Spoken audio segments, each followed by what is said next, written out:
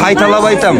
Мен досы базарда жүрдім бала кезімде. Бірақ мынау көшенің ортасында тұрған базар. Қазір ан жерге барып мен базар салайын. Ан жерге барып әкім базар салсын, сонда не боламыз? Бір дұрыс базар керек. Каждый второйда жұмыс жоқ. Осы базарға мен ғана күн көріп отыр. Міне өзіне Аягөз халқында бір завод бар ма істеп жатқан. Бір жерден ақша түсіп жатыр ма? Біздің ешқандай жұмыс жоқ. Осы базар ғана кредитке былай басып отырмыз. Кредит осы базармен ғана. Апай, мен мына роддомда туып, мына базарда шешемнің қасында жүрген баламын, кішкентайымнан. Мен сіздердің проблемаларыңызды өзім басымнан өткізген адам. Сондықтан мен жынды емеспін, сіздерді қоғыз қойып қарап тұратын.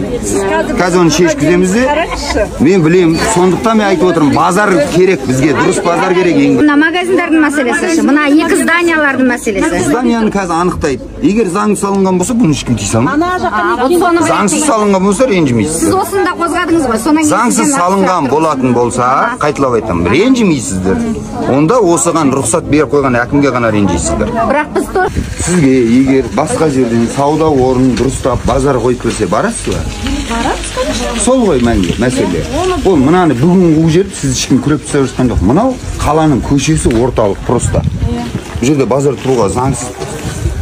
Ең негізгі нәрсе жедел жәрдемменен жаңа өрт сөндіретін кіре алмайды. Екеуі де кіре алмайды. Екеуінде бізде уже басымыздан өрт түсіп жатыр.